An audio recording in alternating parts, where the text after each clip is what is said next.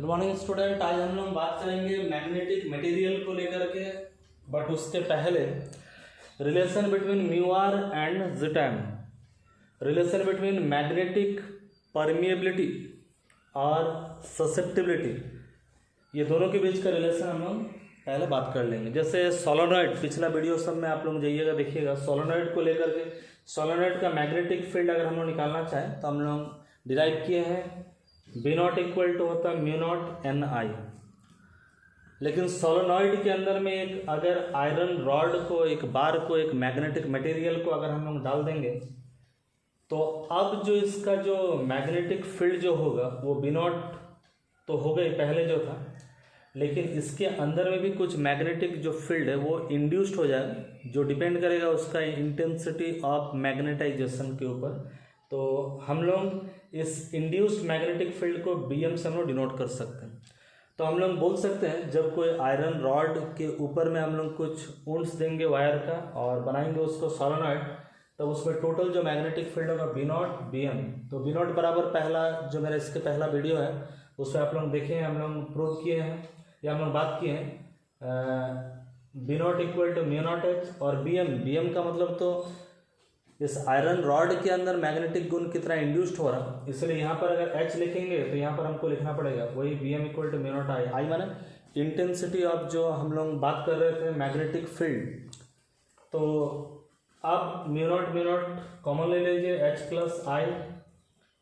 अब इधर भी एच से डिवाइड कर दीजिए, इधर भी एच से डिवाइड कर, तो बी बाई एच हो गया म्यू नॉट, तो बाहर में कॉमन है चूँकि हो, एच बाई एच मैंने 1 होगा, आई बाई एच। हम लोग पिछला वीडियो में देखे I by H equal to होता है जीटाइम और B by H equal to होता है म्यू।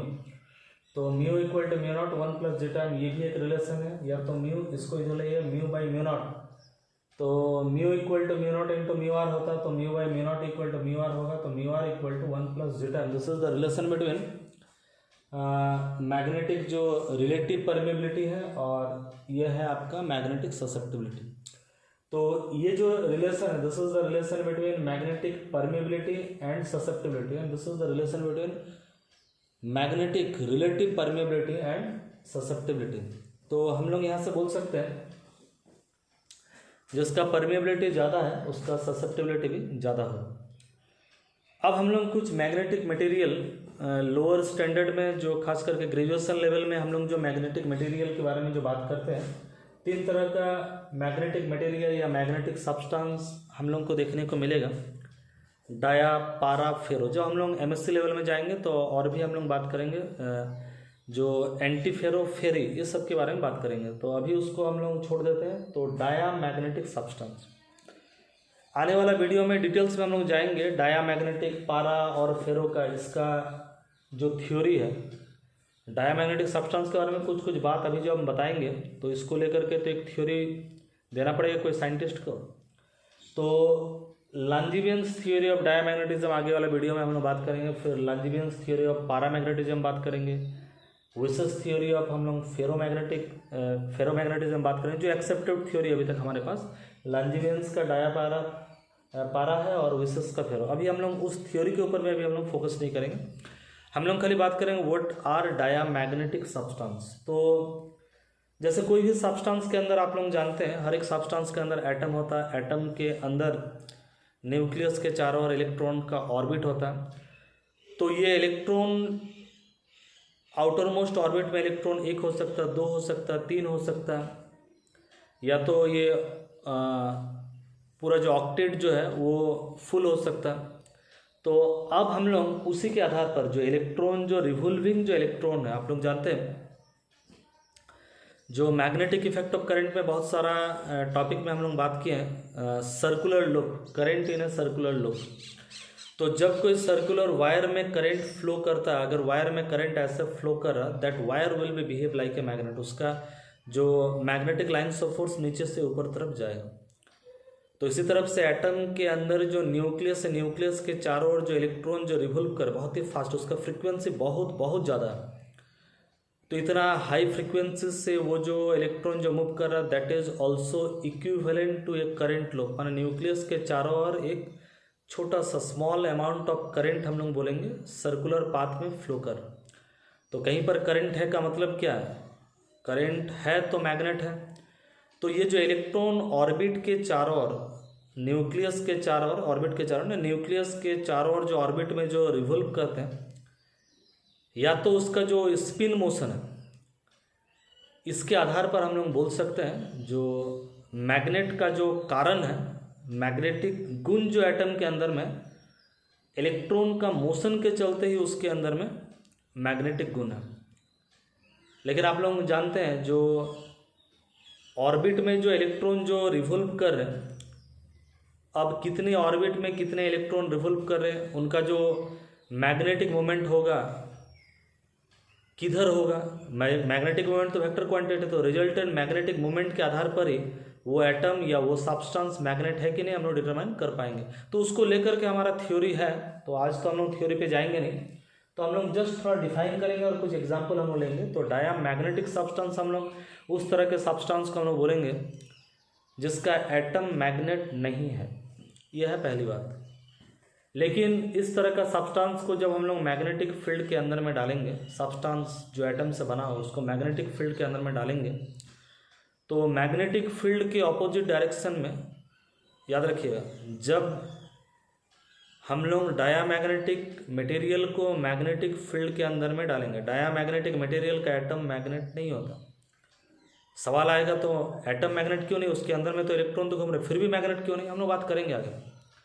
लेकिन वो मैग्नेट नहीं होता, लेकिन फिर भी उसको अगर मैग्नेट बनाना है तो मैग्नेटिक फील्ड के अंदर में डालना पड़ेगा। लेकिन मैग्नेटिक फील्ड के अंदर में डालने से वो वीकली मैग्नेटाइज होगा, बहुत ही हल्का सा उसमें मैग्नेटिक गुण इंड्यूस्ड होगा। लेकिन मैग्नेटिक फील्ड के ऑपोजिट दिशा में मैग्नेटिक गुण इंड्यूस्ड होगा। तो ऐसा क्यों होता है, ये तो देखने को हम लोग को मिलता है, ऐसा क्यों होता है, इसको लेकर के लैंजिबियंस का थ्योरी डिटेल्स में हम लोग बात करेंगे। तो हम लोग बोल सकते हैं डायामैग्नेटिक सब्सटेंस जब मैग्नेटिक फील्ड का ऑपोजिट डायरेक्शन में जब इसमें मैग्नेटिक गुण इंड्यूस्ड होता है तो हम लोग बोल सकते हैं they are weakly repelled by magnet. ये मैग्नेटिक सब्सटेंस मैग्नेट से अट्रैक्ट नहीं होंगे, मैग्नेटिक फील्ड में जब हम डालेंगे तो ये मैग्नेट से रिपल्ड होंगे, ये हम लोग बोल सकते हैं। तो ये कुछ कुछ एग्जाम्पल हम लेके, gold, silver, copper, zinc etcetera, ये सब कुछ एग्जाम्पल है डायमैग्नेटिक सब्सटेंस के। पैरामैग्नेटिक क्या सब्सटेंस है, पैरामैग्नेटिक सब्सटेंस है दो सब्सटेंस जिसका एटम मैग्नेट है। तो एटम मैग्नेट है क्यों है, वही सर्कुलर जो मोशन के चलते इलेक्ट्रॉन का मोशन के, सर्कुलर और इलिप्टिकल इलेक्ट्रॉन का जो मोशन है, इलेक्ट्रॉन का मोशन के चलते ही ये मैग्नेट है, एटम मैग्नेट है। लेकिन बहुत सारा एटम का एक जगह एक सब्सटेंस, एक सैंपल अगर हम लोग लेंगे जिसमें बहुत सारा एटम है तो वो लेकिन मैग्नेट नहीं है। जैसे यहाँ पर ये एटम मैग्नेट है तो इसका dipole moment, sorry magnetic moment मान लीजिए इधर होगा, तो और एक एटम है मान लीजिए उसका मैग्नेटिक मोमेंट इधर हो रहा है, और एक एटम इसका मैग्नेटिक मोमेंट इधर हो रहा है, और एक एटम मैग्नेटिक मोमेंट इधर हो रहा है। इस तरह से बहुत सारा एटम मिल करके जो सब्सटेंस बना है, एटम मैग्नेट होने के बावजूद भी हर एक एटम का जो मैग्नेटिक जो डाइपोल मोमेंट जो होगा सबका direction they are randomly oriented, इसीलिए रिजल्टेंट जो उस सब्सटेंस का जो मैग्नेटिक मोमेंट होना चाहिए वो जीरो होगा। तो हम लोग बोल सकते हैं जो पैरामैग्नेटिक सब्सटेंस ऐसा सब्सटेंस जिसका एटम मैग्नेट है, लेकिन वो सब्सटेंस तो पूरा पूरे मैग्नेट नहीं, लेकिन जब इसको मैग्नेटिक फील्ड के अंदर में डालेंगे, ये मान लीजिए नॉर्थ पोल है या साउथ पोल है तो मैग्नेटिक लाइन सपोर्ट जाएगा, इसके चलते इस पर टॉर्क लगेगा और सारे जो एटॉमिक जो मैग्नेट थे उनका जो डाइपोल मोमेंट था खास एक दिशा में वो लोग अलाइन होना स्टार्ट करेंगे, तब हम बोलेंगे ये मैग्नेटाइज हो रहा, माने इजीली इसको हम लोग मैग्नेटाइज कर सकते हैं। लेकिन जब तक बाहर से मैग्नेटिक फील्ड दे करके रहेंगे तब तक ये मैग्नेट जैसे बिहेव करेगा पूरा सैंपल टू। जैसे बाहर का मैग्नेटिक फील्ड को हम लोग हटा देंगे, फिर से टेम्परेचर के चलते ये जैसे था रेंडमली ओरिएंटेड हो जाएगा, मैग्नेटिक गुण धीरे धीरे उसका खत्म हो जाएगा। तो हम लोग बोल सकते हैं पैरामैग्नेटिक सब्सटेंस का दुश्मन है टेम्परेचर, इसको मैग्नेटिक फील्ड के अंदर में डालने से मैग्नेटाइज होगा, लेकिन जब तक मैग्नेटिक फील्ड है तब तक तो ठीक है, लेकिन मैग्नेटिक फील्ड को हटा करके टेम्परेचर को अगर बढ़ा देंगे तो जैसा का वैसे ही हो जाए, लेकिन अंततः तो इसका एटम मैग्नेट हमारा मिलेगा, इसका एटम मैग्नेट होगा। तो ये सब aluminium, copper, manganese, calcium, sodium, magnesium, ये सारा चीज़ है और भी बहुत सारे एग्जाम्पल है पैरामैग्नेटिक सब्सटेंस को। तो पैरामैग्नेटिक में हम लोग क्यूरी लॉ हम लोग पढ़ेंगे, फेरोमैग्नेटिक में भी हम लोग क्यूरी लॉ पढ़ेंगे। तो इसमें पैरामैग्नेटिक के लिए क्यूरी लॉ जो है, जो ससेप्टिबिलिटी जो है, ये टेम्परेचर का हम बोले पहले दुश्मन है, inversely proportional to temperature. Susceptibility माने कितना इजीली कोई मैग्नेटाइज हो रहा है, लो टेम्परेचर में अगर पैरामैग्नेटिक सॉल्ट को हम रखेंगे तो ज़्यादा इजीली वो मैग्नेटाइज होगा। टेम्परेचर जैसे जैसे बढ़ेगा उसका जो ससेप्टिबिलिटी वो घटेगा, और जैसे ही एक खास टेम्परेचर में आएगा उसका मैग्नेटिक गुण पूरा पूरे घट करके ज़ीरो होगा। तो अभी बात करते हैं फेरोमैग्नेटिक सब्सटेंस जिसके अंदर डोमेन पाया जाता है। डोमेन क्या है ना, यूनिट ऑफ हम लोग बोल सकते हैं मैग्नेट है।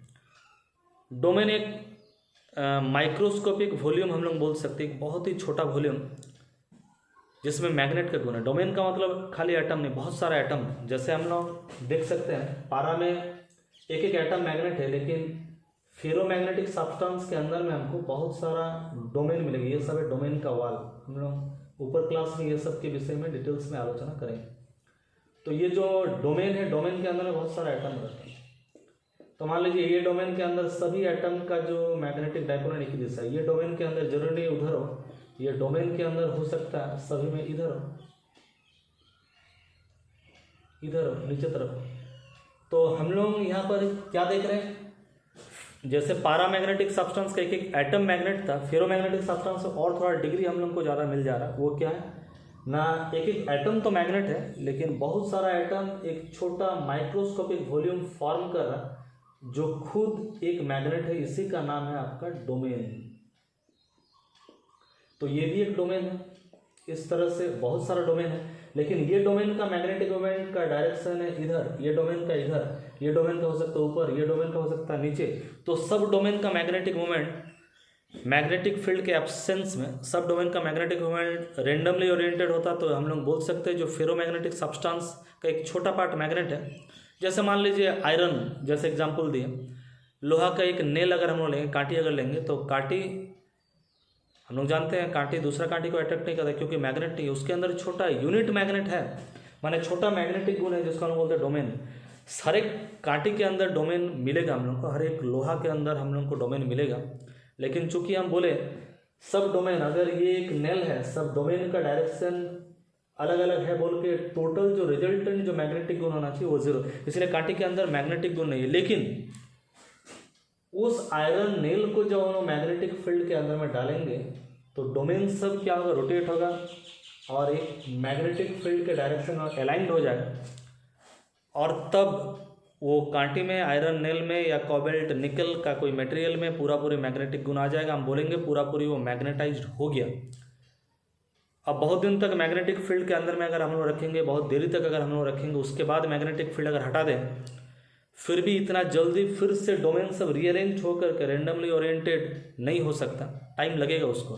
क्यों, अगर टेम्परेचर नहीं हो, जिस टेम्परेचर में पूरा पूरी वो डिस्टॉर्ट हो सकता है, पूरा पूरी वो डिस्टर्ब हो सकता है, अगर वैसा ना हो तो एक बार अगर उसको सीधा कर लिया डोमेन को, तो बहुत समय तक ये डोमेन उसी डायरेक्शन में ओरिएंटेड रहता है। तो हम लोग जैसे आप लोग जानते हैं कांटी को, आयरन नेल को मैग्नेट के साथ बहुत समय रखने से फिर मैग्नेट के साथ हटा दे, मैग्नेट से उसको हटा दे, तो कांटी भी मैग्नेट जैसे बिहेव करता है, मतलब उसके अंदर भी मैग्नेटिक गुण आ जाता है। तो हम लोग बोल सकते हैं इस तरह का सब्सटेंस का हम बोल सकते हैं ferromagnetic substance. Iron, steel, cobalt, निकल, हम लोग जो बार मैग्नेट बनाते हैं इसी तरह का सब्सटेंस से हम लोग बार मैग्नेट बनाते हैं, हम लोग डिजायर्ड शेप का। तो हम लोग क्या देखें, फेरोमैग्नेटिक सब्सटेंस का जो ससेप्टिबिलिटी है, ससेप्टिबिलिटी कितना इजीली मैग्नेटाइज होती है, ये सबसे ज़्यादा इसका कम है, और इसका जो ससेप्टिबिलिटी ये हम लोग बोल सकते हैं इसका ससेप्टिबिलिटी बहुत बहुत कम है, और इसका ससेप्टिबिलिटी नेगेटिव हम लोग बोल सकते हैं।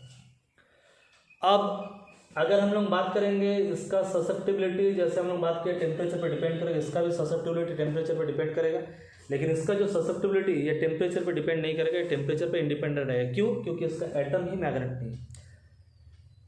अगर एटम मैग्नेट रहता, जैसे इसका एटम मैग्नेट है, इसका एटम बहुत सारा एटम मिल करके एक छोटा जगह, डोमेन भी माने इसका डोमेन ही मैग्नेट है, तो ससेप्टिबिलिटी इसका टेम्परेचर पर डिपेंड करेगा इन्वर्सली, इसका भी इन्वर्सली। लेकिन हम लोग जब इसमें क्यूरी लॉ पढ़ेंगे और इसमें जब क्यूरी लॉ हम लोग पढ़ेंगे तो हम लोग को थोड़ा सा अंतर मिलेगा, खास करके इसमें जब विशेष लॉ जब हम लोग पढ़ेंगे तब टेम्परेचर के साथ ससेप्टिबिलिटी का रिलेशन लीनियरली इस तरह से हम लोग को मिलेगा नहीं, लेकिन हाँ टेम्परेचर के साथ इन्वर्सली प्रोपोर्शनल होगा, ये हम लोग बोल सकते हैं। लेकिन डायामैग्नेटिक सब्सटेंस का जो ससेप्टिबिलिटी है वो इंडिपेंडेंट ऑफ टेम्परेचर होगा, क्योंकि उसका एटम मैग्नेट नहीं है, टेम्परेचर बढ़ने से भी कोई फर्क नहीं पड़ेगा, क्योंकि एटम अगर मैग्नेट नहीं है तो रेंडमली ओरिएंटेड का कोई बात ही नहीं रहेगा, टेम्परेचर उसको डिस्टर्ब नहीं कर पाएगा। मैग्नेटिक फील्ड में डालने से तब वो मैग्नेटाइज होगा, वही मैग्नेटिक फील्ड का ऑपोजिट डायरेक्शन में मैग्नेटाइज होगा। इसीलिए हम लोग बोल सकते हैं टेम्परेचर के साथ इसका नाता नहीं है, this is independent of temperature. तो हम लोग बोल सकते हैं इसको अगर मैग्नेटिक फील्ड में रखेंगे तो वीकली मैग्नेटाइज होगा opposite direction of magnetic field में, ये वीकली मैग्नेटाइज होगा same direction of magnetic field में, और ये स्ट्रांगली मैग्नेटाइज होगा in the same direction of magnetic field. और ये सब्सटेंस का डिटेल्स में हम लोग थ्योरी स्टडी करेंगे, तब हम लोग जो क्यूरी थ्योरी हो, विल्सन का थ्योरी हो, लैंग्रेंज का थ्योरी हो, उस पर हम लोग डिटेल्स में बात करेंगे। तो आज का वीडियो में स्टूडेंट इतना है।